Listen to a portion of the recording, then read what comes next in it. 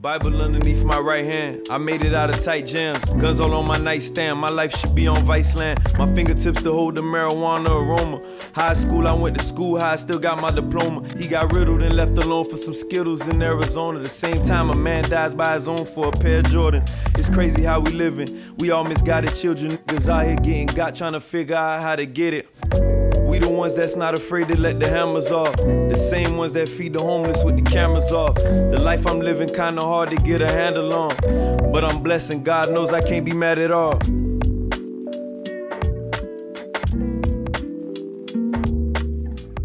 I don't even really know Rob.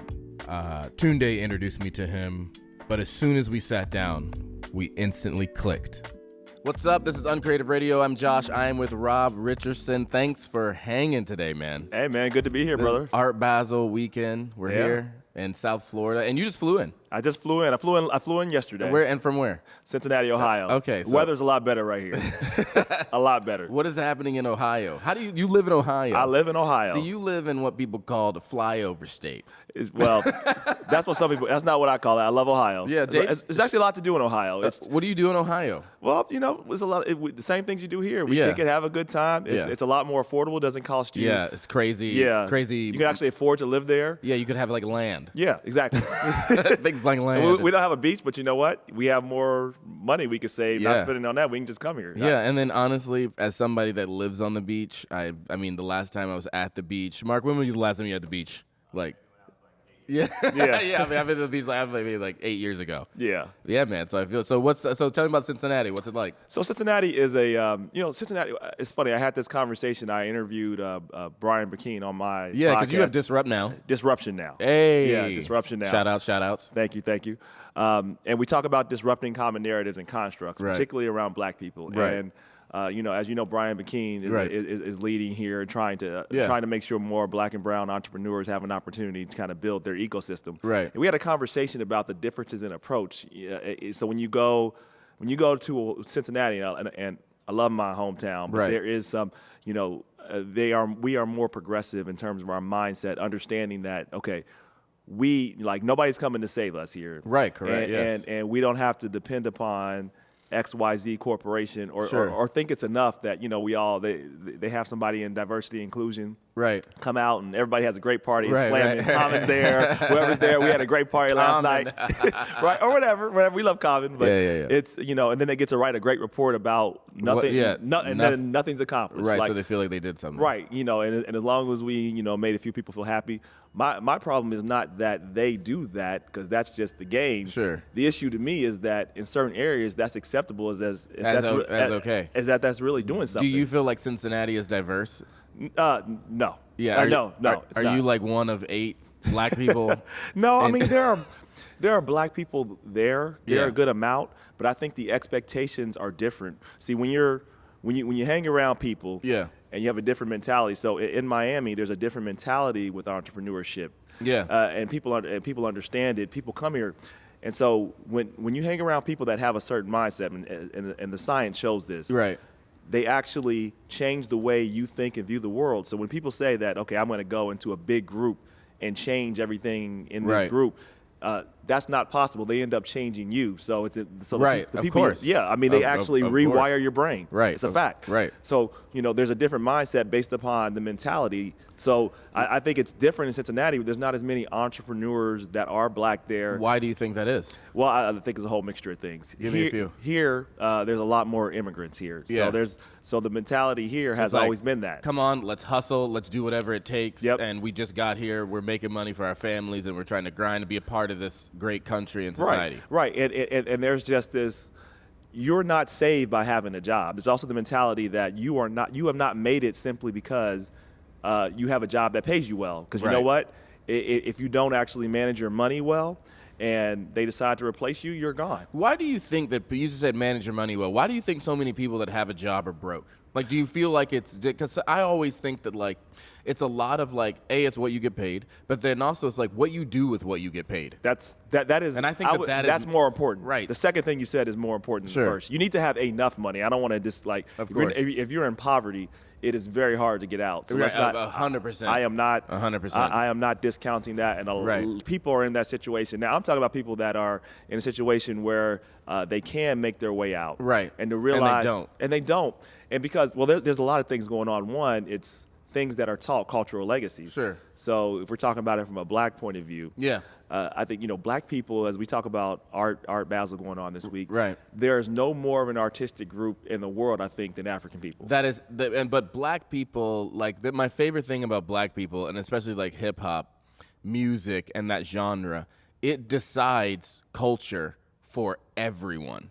That's correct. You could be in Australia or wherever you're at, and you hear people talk like lyrics that they heard on a rap album. Right. Just like everyone's lingo and twerking and like what up, girl? It's just the world's lingo. It's the world, that's decided by black people. But it's not profited by black people. That's what I want to get to. Right? Because money flows through us, not to us. Right. And that's the issue. Because it's a mentality of understanding what we need to do to make that happen. Right. Because it's recognizing our value. It's very interesting that recognizing your value, and I thought that Gabrielle Union, I don't know if you've seen this stuff. I did. I think this is that conversation. And what's America's Got Talent on? Was it ABC, Mark? Is that NBC? So NBC comes out and they're just like, well, they let her go. She saw this. She thought Jay Leno said something racist, and so she's, hey, you can't be saying that. Right. So she raised her hand, and then a few other things like Simon Cowell is smoking, and the environment is kind of rough, and they came to her and like your hairstyles, your hairstyle, it's too black. It's too black. I want to know what that means, but go ahead. We need hairstyle. Yeah, we need hairstyles that are more American or whatever that means. Yeah. And then they fired her. Because she raised her hand. And Correct. and then NBC, my favorite part is NBC comes out and they say, hey, we're going to bring her in. We're going to try to figure out what's going on. It's what you were talking about, that conversation. We're doing what we're supposed to be doing. But, like, that's not changing anything. No, it's not. And so it's interesting to see that someone on that level, Gabrielle Union, is bringing this show just a ton of viewers, and she is let go for the very thing that people are fighting for raising her hand. And what you said is on that level. Right. She's on a level where she doesn't need that job. She already has her own career. She's already rich. Her husband's already rich. They're good, right? They're in a strong situation. Most people are not in that situation. Right. So the question is, what does one do? Right. When you're in a situation, when you're in corporate America, your livelihood is dependent on that. And that's why the system tells you, like, the system doesn't say that. The system says our doors are open. But what they tell you is like, yo, you're being let go because of this. You shouldn't have said anything. You should have kept your mouth shut. Well, the doors are, the truth is, if you don't own it, the doors are only, the doors are cracked and they can be closed at any time. On you. On you, when they decide. Right. And so you have to make a few things. I don't think the answer is everybody's not an entrepreneur, because that's a different mindset. That's the whole thing. But everybody should have an entrepreneurial mindset. And what I mean by that is, do not go into any situation and assume that because you're doing a good job, because you work for a good company, that matters, because it doesn't. You got to prove yourself every day. You got to come every day like yesterday didn't happen. And you got to say, all right, today, this is what I'm going to bring to the table. Yep. And that's what you're saying, that entrepreneurial spirit. And it's interesting that, like... Well, that's the first... Let me finish on another part. That's the first part. The second part of it is you have to understand that even when you add value, even when you come every single day, they can still let you go. So you have to be... especially if you're black. Sure. I think if you're a woman, too... Absolutely. And everybody, I think it's good advice. But particularly if you're a person of color, you need to be productively paranoid. And if you're not, you're crazy. Right. So, right? If you think that you're going to be that one that's going to be different this time. Right. This is everybody thinks that, and then everybody becomes black when they need help, right? This isn't new. Right. This is like think about OJ, right? Like OJ, just give you an example, like OJ wasn't black at all. He get in trouble. He was the blackest man he's ever been. They put up black pictures in his home. Absolutely. I mean, it doesn't matter when things get rough and things don't go according to plan. Yes, you will often be blamed, and it's tough, you have to be ready for that. And it's tough too because Gabrielle Union is like marketable. Like she is exactly. It's not like we're talking about. I'm not even saying she's not. It's not Nicki Minaj or Cardi B or not that they're where you're kind of. She fits the quote unquote corporate profile they're looking for. Exactly. You're more worried about what Nicki Minaj may say if she's a judge more than you are Gabrielle Union or whatever. But like the fact that she is there and she has her profile and everything she's built over the years, and she is just saying, hey, like I don't think this should be the case. I'm standing up for this, and she's canned for that. Yeah, man. Yeah, but we don't have to do that anymore. If people understand their value, you can be your authentic self. Sure.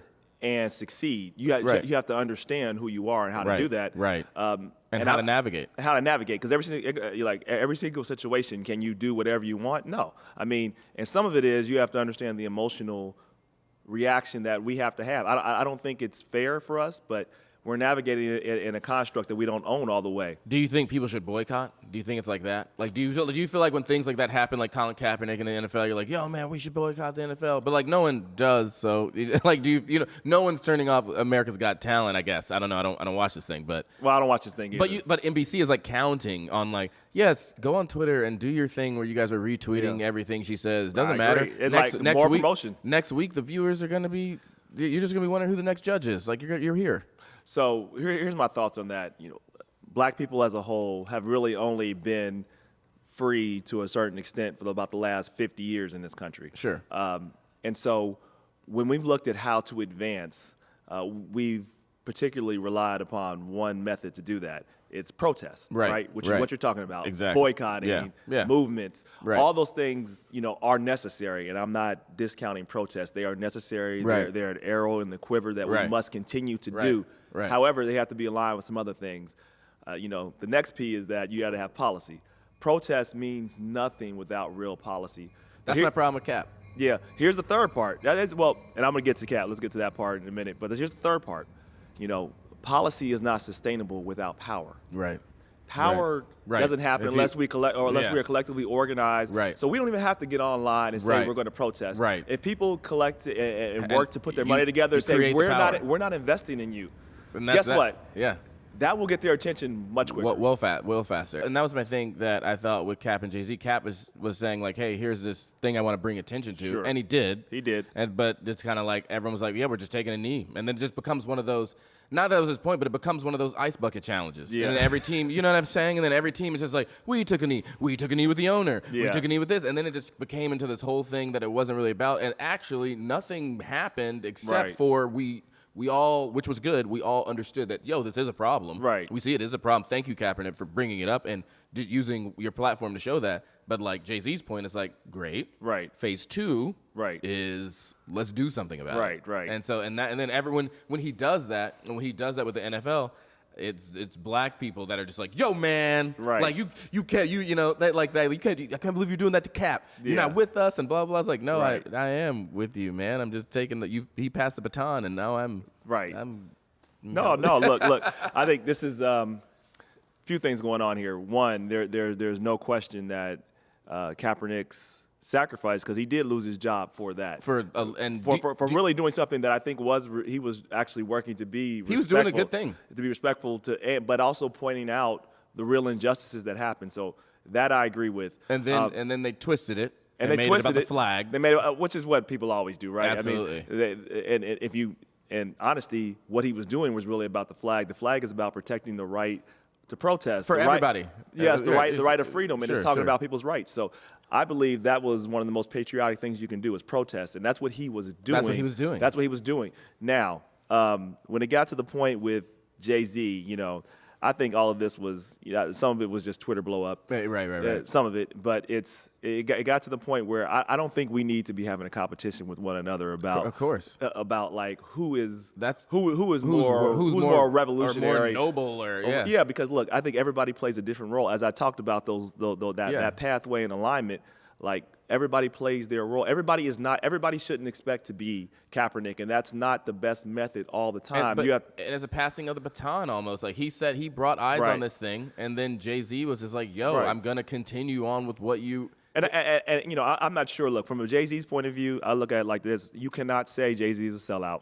Start there. That's ridiculous. Period. Like he's done a lot for the community. Now I can look at this move and say it could be a business move. It has nothing. It has nothing to do necessarily with he could advancing that. But I don't. Right. I don't think we jump to the leap like, oh, he's a sellout. We got to start. We got to be careful using that language. You can't ignore the resume. You can't ignore this guy funding everyone's court cases and people. That's how I look at it, right? I mean, like I may not even agree with this move, right? But that doesn't mean like I think he's not for the community. That's crazy, and that's also understanding the level of sophistication with power.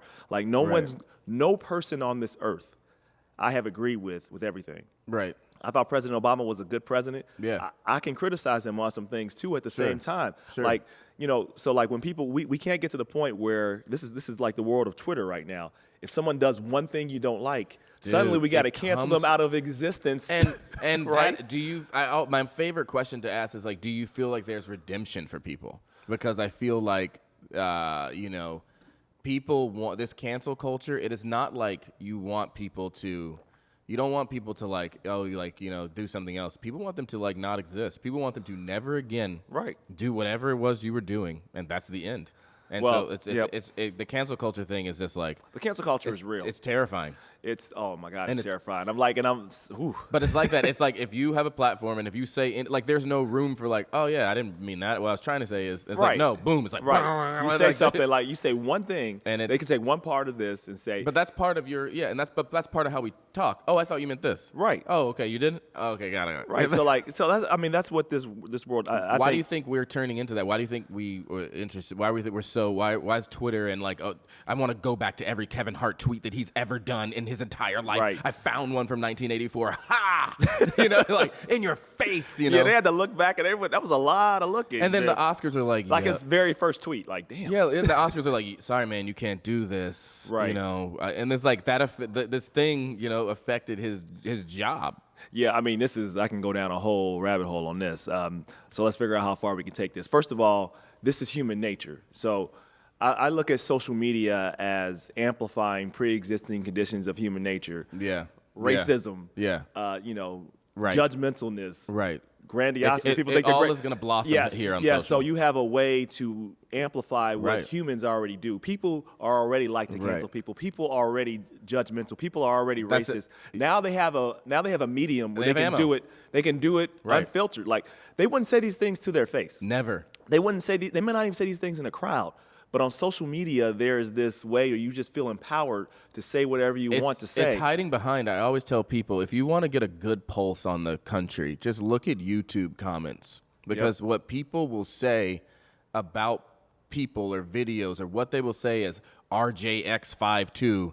Right. That is, you'll see the most nasty, most disgusting things that people will say because they're hiding behind that. That's right. There's a platform that we use with all these Red cameras. It's called Red User. But when we started it, they said, hey, if you're getting on this, you have to use your real name. Right. So everyone on this platform has to use a real name. Well, that's dope. That's good. On that, it's just you don't get that. It doesn't exist. There you go. Because somebody is knowing that this is your name, this is a real person, but you're not hiding behind this But some of them do get it. So I'll challenge the part of that. I've seen it, especially in politics, play out where people will use their real name and they'll be really, really nasty. Here's the other part I think that's going on right now. If you look at what's going on in the country and everything else, we now, because of where we're at, this country is.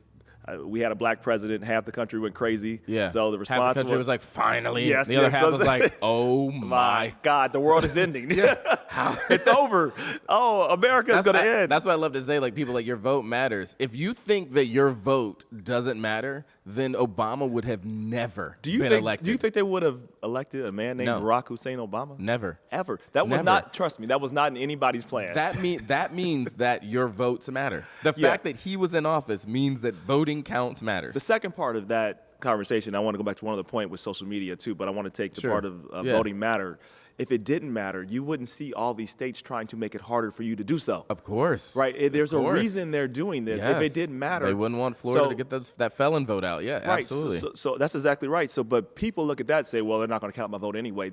Then you're literally giving them your power. Yeah. You're just saying. You're saying, here's my. And it is the strongest thing that you've got. Your thing to change everything is you in the ballot. And the fact that you aren't getting there and then you're complaining about stuff. That is crazy. But voter suppression is real, and it's something that's happening. So not only on the obvious way with the laws and the things they do just to create barriers or make it harder for poor people or people that may not have a lot of income. Every time you change addresses, they're doing these things on purpose or making the IDs harder. But there's something else going on. There's also a misinformation campaign that really 100%. does affect the brain. And so what's going on with social media right now is they can use artificial intelligence in such a way that once they know what you've liked, if you're a right-wing person that wants to believe that then they're gonna that President Obama was from Kenya that came down here to destroy America, then you will get articles that just show you that. Yes, that feeds to what you want. That's Facebook. And you believe that. Of course you do. And you believe that. That is the thing. That is the thing with Fox News and all these right-wing, and not even right-wing. I don't even know if Facebook's right-wing, but just the fact that they're going to allow. It's the same thing. Like if you're on the left, and you see something that you like, their goal is to segment you into that world. Absolutely. And this absolutely. There's something nefarious going on. His goal is just to keep you engaged. It's just to no matter what. Keep you looking, keep you scrolling, so they can pay those ads to say like, we know how many people are on there for how long. Right, and they want to know where do you stand. And on Facebook and its questions and what you like, and they want to know where you are. Where are you when it comes to voting? Are you on this side or that side? Because if we can figure it out now, then we know who's going to be in office. Well, even more than all that, that too, right? But we also know. Data tells us the truth. People lie all the time. Absolutely. People lie about what they present on social media. Absolutely. But they don't lie about what they do. And they don't lie about what they like. You're not double tapping it unless you like it. You're not. So you can tell nearly everything about someone. Yes. This is what my company does. So I have another company that just does content marketing and data targeting. Absolutely. And now you can tell this. And I tell people, Facebook's not going away. And if it does, somebody's replacing it tomorrow. Absolutely. So it's too powerful. So and it just does what people want it, whether they like it or not, whether they can't turn away. Nobody's on Facebook like, oh, I'm going to throw off the algorithm and start liking this and throw it on. You legitimately it's the most, they're sitting in these rooms coming up with these apps, like literally thinking about data. Data is the thing that is behind Instagram when it launched. Everyone's like, how is this free? How are they making money? I don't care, bro. Hey, look, wait. No, it's not free. Yeah, well, of course. I've said this on my show. I had something about The Great Hack, which was the Netflix series about what happened. I said, listen, you thought this was all great. It was free. I'm going to tell you something. Your mama should have told you. Nothing's free. Nothing's free, absolutely. And if it's free, if it's free, you are not the consumer. You're the product. Absolutely. You're the product. Hey, preach. If this mic it was loose, I would drop it on the ground right now. Mic drop moment. I feel like when it comes to voting, if in suppression, if they really wanted everyone to vote, really, everyone would have the day off. It would just period. If they wanted your vote, I mean, everyone would have the day off. It would just be a thing. What you're saying is right and pretty simple, and this is where I'm going to blame Democrats for not being forward-thinking. The Democrats just bother me at times. Well, they should, because they're always reacting to the narrative of the other side. So let's take your case in point. Mm-hmm. What Republicans will do with voting is say, well, we just need to make sure it's safe and secure. So all we're trying to do is say, bring an ID, and they'll add some other layers. We want to make sure there's no fraud. What they're trying to do is reduce the amount of people and try to reduce votes. Of course. And so they react by saying, we don't need ID, and don't fall into that. Say, okay, we can get an ID. Let's just make sure that the whole day is off. How about that? Yeah. And so people have access to it.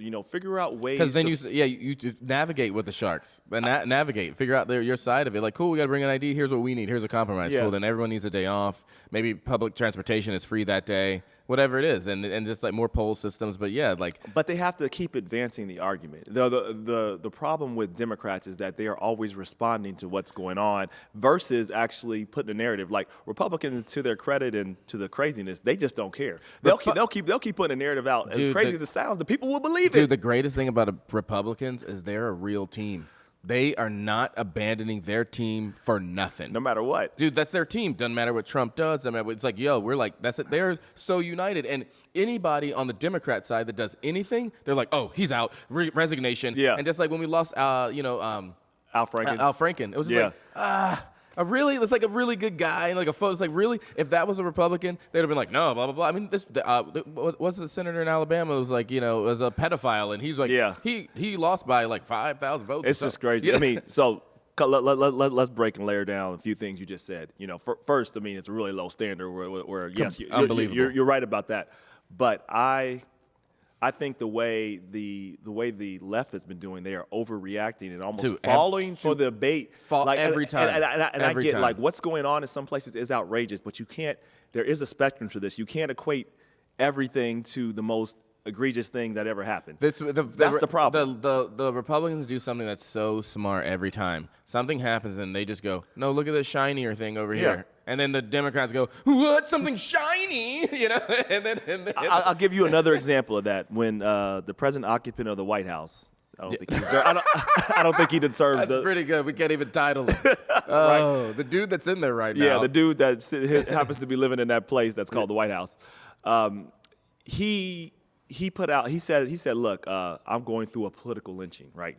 He said that, right? Yeah, he did say that. Right. He said a lot of things. I forgot about that. He says lots of crazy stuff, right? That one was crazy. But but when he said it is important. So yes. I went on right-wing TV. Look, I like arguing with people that think differently than me. I think we need to be challenged. It's a problem with the left. Right. And I went on and they brought this up and the moderator's saying, so this word, lynching, what do you think? Yeah. And I'm like,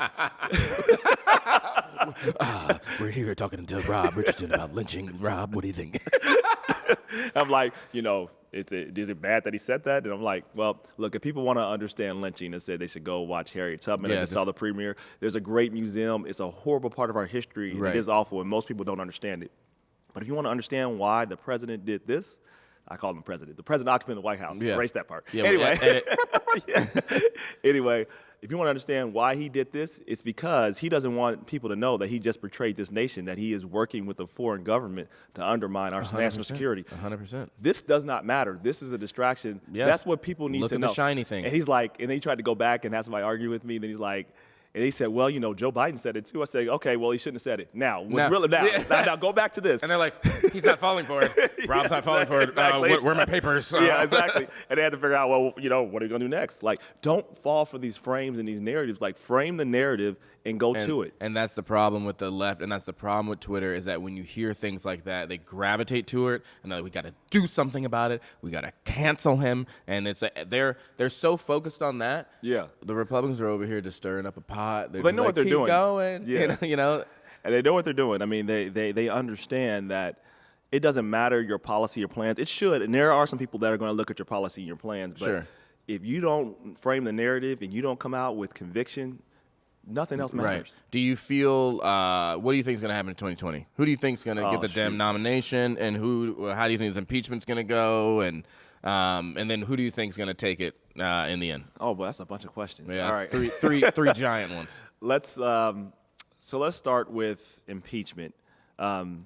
He's going to be impeached, right? So impeachment in the House. Yeah, in the House. I'll give a quick, boring lesson. All impeachment is just saying we have enough evidence to bring charges. Yes. It doesn't mean that you're being kicked out of office. Right. I think we've had a love for a long time. Yeah. I think now you have a very easy story to tell. The story is pretty simple. Pretty easy. There. Yeah, the president occupant of the White House. Yeah. Had a conversation with the foreign government, withheld the money. I'm not gonna. It's like, if you do me a favor, I'll give it to you. Yeah, and the favor has to be, you need to come out and go after this person that's my rival. Right. Now that I'm competing against. Right.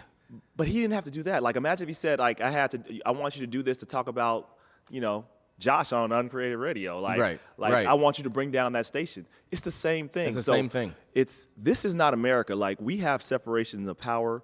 There's supposed to be a limit. Once that money is actually appropriated by Congress, he has to send it, and he didn't. Right. So I had another talk on conservative TV about this too, and they're like, well, he did give the money. I said, listen, brother. I said, this is not hard. This is like saying, I went to rob a bank. Right. I took the money.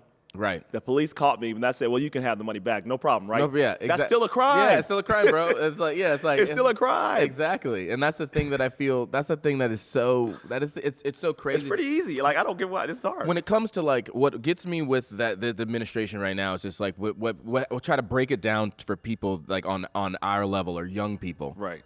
If you were subpoenaed by Congress and you don't go, you're going to jail. Period. That is it. There's nothing else. Yeah. But if William Barr is subpoenaed, if anybody else is like, I'm just not showing up. Right. Which is not legal.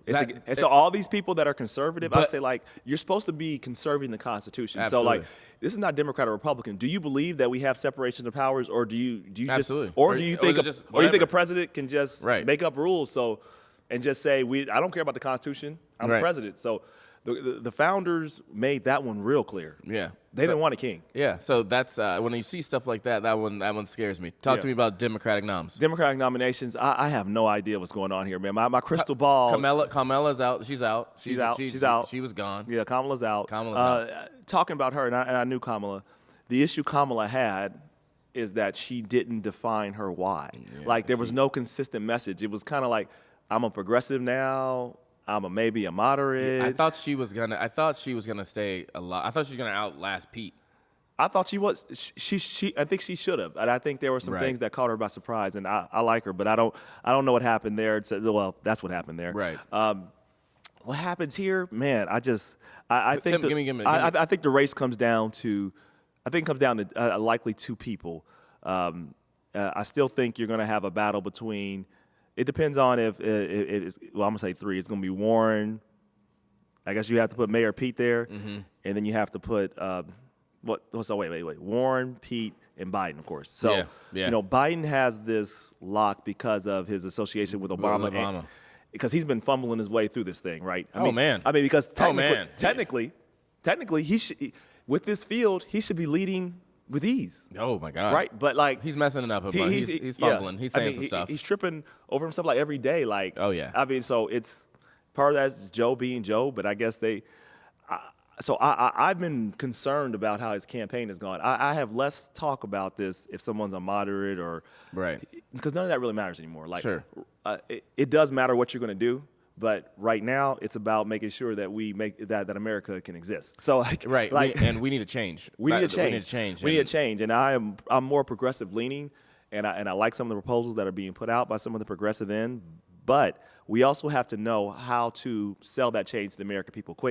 Really quick example. So one of my favorite books is called The Power of Habit. Nice. And they talk about how Andre 3000, that song, Hey Y'all. Right. Yeah. Oh man, throwback. Right? Yeah. That song. They knew, the people in the studios knew this was going to be a hit. They said, they were just like shake it like a Polaroid picture. Right. But they put it out. It's such a different song, right? They put it out just by itself, and it didn't get any type of traction. So we're like, what's going on? We really think that this is going to work. And so what they did was they would first play a familiar song before it, put it in the middle, and play another familiar song after it that were kind of similar, because it was kind of like a fusion of two different types of genres. They would do that, and then people would be receptive to it. See, people can only see and understand so much change at once. I believe in change. We have to do it, but you have to always present it in a way that people can understand it in context. And so we got to understand, if you're talking to people like, oh, we're going to go out here and have Medicare for all, we're going to cost $52 trillion. You're like, wait a minute. Even if that's a better policy, which I would argue a universal health care is probably where we need to go, we have to get people to understand how we're going to get there and make it in context so they can see how it works for them right now. You can't just take people from 0 to 1,000 and expect them to understand that. Does that make sense? It makes total sense, and because I think inherently people don't like change. Some people do. Some people say it because it just sounds good, but some people inherently I like my stuff the way I want my stuff. Yeah, well, that's because they're used to it. Right. No matter how horrible the status quo is, people know what the status quo is, and people will justify it and even defend it, even when it's not in their interest. Therefore, that's why it's so hard to create change. It's doable, but you have it takes a lot to do that. You have to know how to frame it in a way that people can understand it in their current context, even when they can't see it. Does that make sense? Yeah. Why do you think people, and you talked about this earlier, especially people on the left, why do people need to agree with each other face-to-face? Here's my favorite example about social media and face-to-face. On social media, if I see Ford versus Ferrari and I love it and you don't like it and you're KJ whatever name is, you're just like, oh, this movie sucked, and I'm like, it was great. You're like, it sucked. This is blah blah blah blah, and I'm like, no, it was blah blah blah blah. If we're face to face and we come out of the movie theater, and you say, hey man, I love that movie, and I say, I actually didn't like it. You're like, yeah, I didn't like love it. I was just saying, I get what you're saying, and I hate it. Yeah, you're right. Yeah. Why do people always feel the need, but face to face, they figure out a way to we have to agree to exist. But on social media, we just have to we can just unleash this thing. That's a great question. Isn't that interesting? Michelle Obama said something I think that aligns with this. I think a few days ago, it's hard to hate someone up close. Absolutely. Right. So it is. Right. So I have some friends that are Trump supporters. Yeah, for sure. And I can go up and talk to them, And I will challenge them on their points, and they have to think about it, because it's different just to go off of an emotional reaction when you're in a speech. That's the first part. Second part, when you're in a group environment, so when you're at a Trump rally, right? As I talked about earlier, you literally, we are tribal by nature, whether we want to admit it. We have the instincts of a pack of wolves. We tend to follow 100%. So when you're in the Trump environment, you have people that are normally, they might best be like, your neighbor. They might have 5 black friends. Right. They get caught up in the environment because we all get caught up in the environment. Right. We have to. So I try to tell people to understand that when you're thinking about Trump supporters, like, people are in their environment, and then you add the fuel of social media, it becomes very easy to have an emotion. We are emotional tribal beings. Absolutely. I don't care if we're smart, but like we go with we go with what we think first and justify our answers later. And we move with the pack. Interesting. We're going to go rapid fire with you. I got a few questions for you. Just quickly answer these guys. This is a rapid fire section. Let me finally pull these up on this whole thing here. Okay, hold on. Where are we at? Here we go. Oh, Dakota, where did you send me this thing? Oh, there she is. Okay, here we go. All right. Let's just see. Favorite, if you didn't live in Ohio, where would you live? Florida. Oh. Yeah. Oh. Probably live here. Okay, right on. Yeah. Okay, South Florida, like down here, or up in the up in the. I would be right here. I like Fort Lauderdale. South Beach, I loved it in my 30s, but it's a little too much now. I was there last night. It was the whole thing. Rocco's all distracted by all the situations that were down. The situations. So many situations. Is that what we're calling it now? Okay, we're calling it situation. Everybody was out at Art Basel, and we were shooting a thing last night. And I wasn't even there last night because I need to be focused. But absolutely. But I had a lot of fun in my 30s. But Fort Lauderdale feels a little bit, okay, I can make it Fort Lauderdale, exactly. I could be calm, relax. If I need to go down there, I need to go down there, I can go down there once a quarter. Okay, and when you're, and how old are you? What would you see the best decade? What do you figure best decade? We're about to come into 2020. We're about to start a new decade. Yeah. For you right now, what was a decade where you feel like, that was it? The next one's going to be the best one. Oh. There we go. There you go. I've enjoyed all of them, but I'm looking forward to the next one. Yeah. What do you think excites you most about the new year? What do you think something that entrepreneurs should focus on and as far as like future planning and thinking about the next decade? Well, you always try to make ourselves better. Right.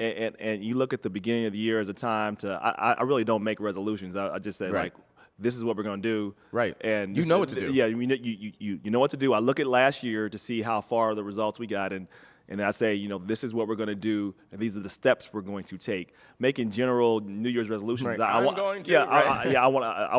to be thin. Like, that's nothing. Right. Like, what you got to say is, I want to lose 25 pounds. Right. And I'm going to do it by lifting 5 days a week. So I don't do resolutions because I think they're a waste of time. Right. I do actually, if I'm going to set a goal, I do some action steps, many action steps about how I'm going to get there, because otherwise you're just talking. You're wasting time. All right. Best piece of advice you've ever received, or a couple. Give me a couple. Best piece of advice I've ever received. Not to have an emotional response to a power situation. I've been in so many situations that. Had I reacted emotionally, it would have hurt my long-term perspective. So, as I talked about earlier, when you're black, I said you have to be productively paranoid. Another thing I would add to that is, unfortunately, you have to also be more emotionally intelligent. Yes. I had a situation. I'll give you a situation. I was chairman of the board of the University of Cincinnati, the youngest in its history. I had to go through a lot to become chair. To get there, right. So before I became chair, there was all this talk because people were worried about, was I going to run for political office? I think that was the thing. They really just didn't want me to have a seat. Right. And so they were bringing up all these reasons, and I had never brought up race, and I didn't bring it up directly. Right. But here's how I did bring it up, because you can't use that all the time, but when it's there. Right. Hey. When it's there and you know, figure out a way. And they never said, and I just said, this process looks a lot different than what I've seen, prior vice chairs go through. So, why am I being treated differently? I just wanted to know: is there a reason for that?